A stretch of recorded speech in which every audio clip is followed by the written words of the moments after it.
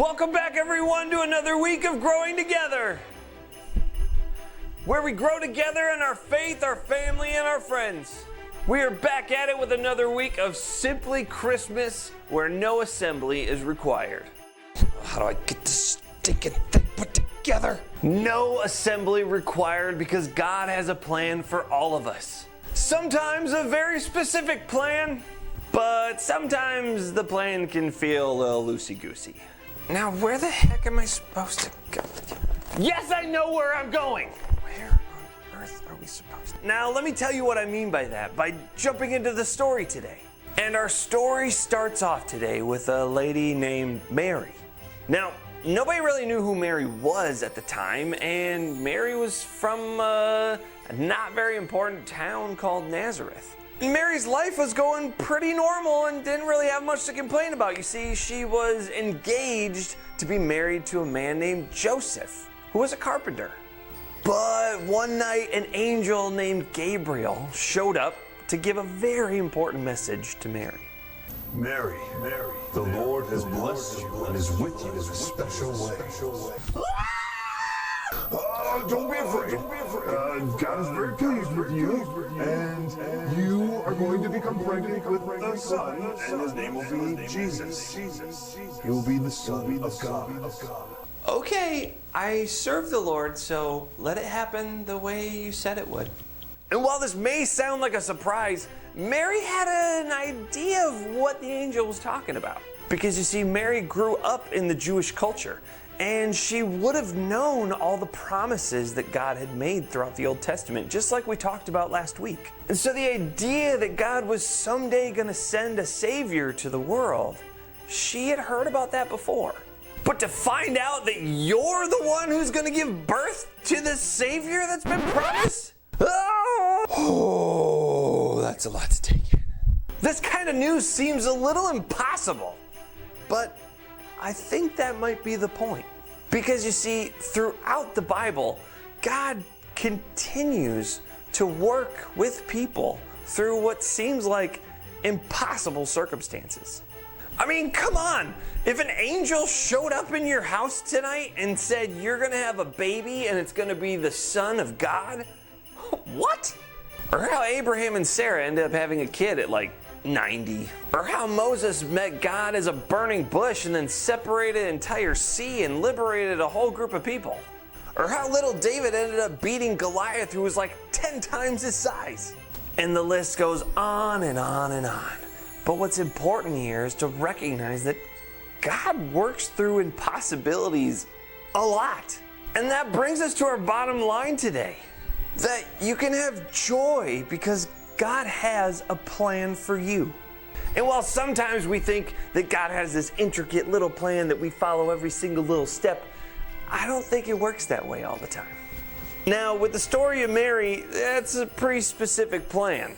But in our lives today, I think it might be a little more complicated than that. You see, when I had just graduated from college, I had my bachelor's degree, I was the smartest man on the planet, and I was gonna go out and get my youth ministry job. And I put my faith in God, like I had so many other times before, that He would take care of me and get me that job.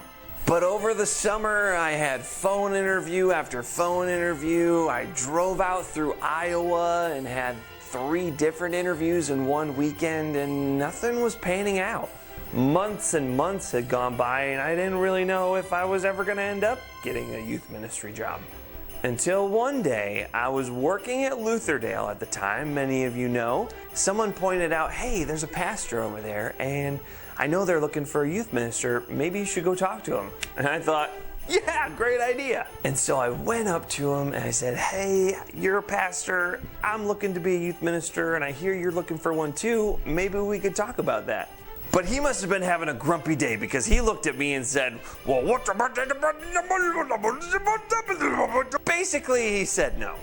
And at that point, I thought, I'm never going to get to be a youth minister like I went to school for. What am I going to do with my life? And it was a frustrating time, and I didn't really know what was going to happen. But as many of you know, I am your youth minister now. So how did I get here? Well, I met Pastor Christy on another retreat a few months later, and I heard that she was also looking for a youth minister, and so we got to chit-chatting and did some interviewing, and long story short, they hired me. And here I am. I've been here for over 6 years and I'm loving it. But did I get here the way that I thought I would? No. Do I think God had a specific, very intricate step of the way for me to get here? Maybe, because a part of the story that I didn't share, that first pastor that turned me down, was Pastor Mark. And like I said, maybe he just had a grumpy day and didn't want to put up with some college kid looking for a new gig. But I do believe that God had a plan for me to end up here at Norway because it's been a blessing for me, and I hope it's been a blessing for people here. And maybe while God's plan for me getting here wasn't as specifically planned as Jesus being born, I think there was a plan in there. And that's one of the reasons why I have so much joy, is that I know God has a plan for me. I don't always know what it looks like, and it might not be as specific as what I think it might be.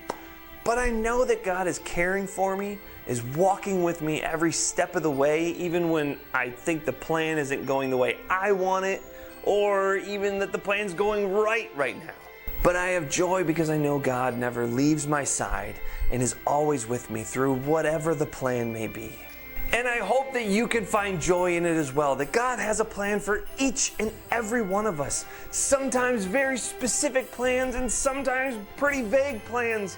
But no matter what, God has a plan, and there's joy in that. And for those of you who are out there who think, oh, what kind of plan do I have? I don't know. But I urge you to lean into God and to trust that wherever God leads you, that it brings you joy, brings you happiness, brings you life and fulfillment. That's our show for today. I hope you have a fantastic rest of your week. Keep having hope. Find joy in your relationship with God, and we will see you next week as we continue our journey into Christmas. We love you very much, and you rock our socks. Have a good one.